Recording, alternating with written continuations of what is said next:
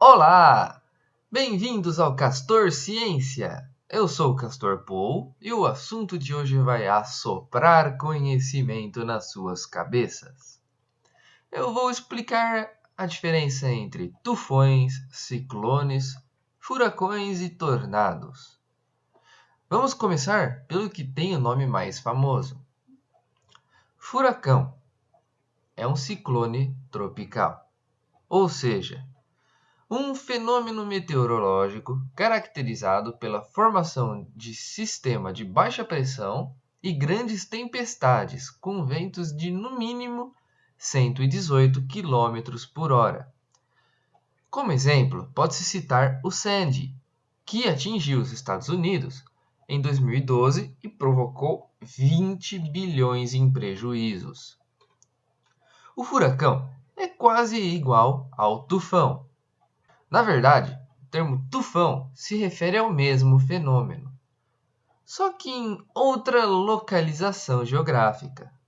Quando ocorre no Oceano Atlântico ou Pacífico Leste, chama-se furacão, e no Pacífico Oeste, tufão.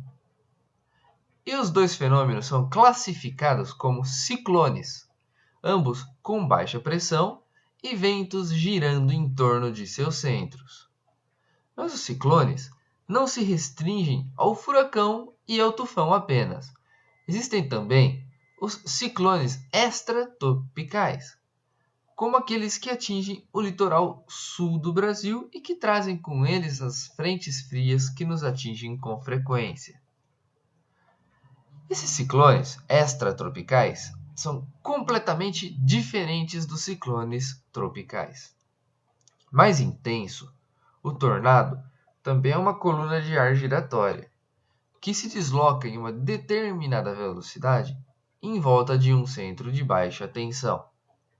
Contudo, seu tamanho e sua duração são menores em comparação com os furacões. Enquanto o furacão é um aglomerado de centenas de tempestades que podem durar vários dias e apresentar um diâmetro de várias centenas de quilômetros, os tornados formam-se a partir da base de uma tempestade e têm diâmetro que raramente ultrapassa os 2 km e uma duração tipicamente menor do que 10 ou 15 minutos. Mesmo assim, embora seja menor e tenha curta duração, o tornado é bem mais destrutivo que o furacão, e seus ventos podem ultrapassar 500 km por hora. Mas para quem mora no Brasil, tem uma boa notícia. Os Estados Unidos, a costa do México, a América Central e o chamado Caribe Superior são as regiões que costumam ser mais atingidas pelos furacões, que podem chegar a grandes velocidades e destruir cidades inteiras.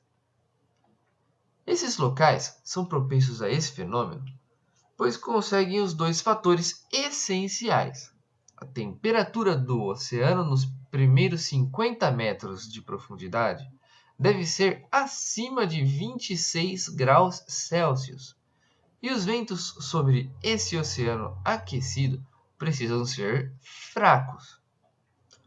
Com essas condições, aglomerados de tempestade podem se organizar durante várias horas, extraindo o calor e umidade do oceano até crescer e atingir um estágio em que adquirem um giro herdado do próprio movimento de rotação da Terra.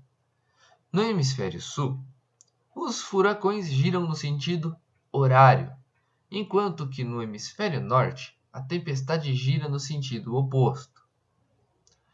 Os furacões, quando entram em um continente, eles entram em fase de dissipação, porque perdem sua fonte primária de energia, o oceano aquecido.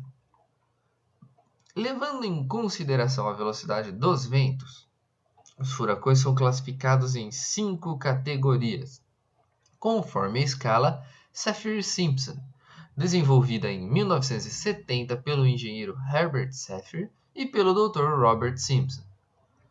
A fim de que o ciclone tropical atinja a classificação de furacão, ele deve apresentar ventos de no mínimo 119 km por hora, o que coloca ele na categoria 1 da escala. Mas os ventos podem ser bem mais intensos. Quando estão entre 154 km por hora e 177 km por hora, o furacão é de categoria 2 e alguns danos já podem ser observados. Na categoria 3, os ventos ficam entre 178 km por hora e 209 km por hora, e danos mais graves podem ocorrer, até mesmo levando a mortes. Já na categoria 4, os ventos atingem entre 210 km por hora e 249 km por hora. A partir de 250 km por hora, o furacão é de categoria 5, considerado extremamente grave e raro. Esses últimos são maiores e mais energéticos, com grande força destrutiva dos ventos e das intensas chuvas. Aqui no Brasil, a ocorrência de furacões não é comum. Afinal, o Brasil dificilmente combina os dois fatores determinantes para a formação desse fenômeno. As águas do Atlântico Sul são em geral menos aquecidas e os ventos próximos da superfície são mais intensos e inibem a formação de organização de furacões. Entretanto, em março de 2004, o furacão Catarina atingiu o sul do país, nas áreas litorâneas do Rio Grande do Sul e Santa Catarina, com ventos que chegaram a cerca de 180 km por hora. O Catarina foi o primeiro furacão observado no Atlântico Sul. Então, cuidado por aí! Bom, expliquei bastante hoje, hein? Espero que todos tenham entendido as diferenças entre eles. Se inscrevam no canal para receber os próximos vídeos. Curtam e compartilhem por aí, para todas as pessoas se prevenirem das ventanias. Um abraço do Castor, Paul e tchau, galera!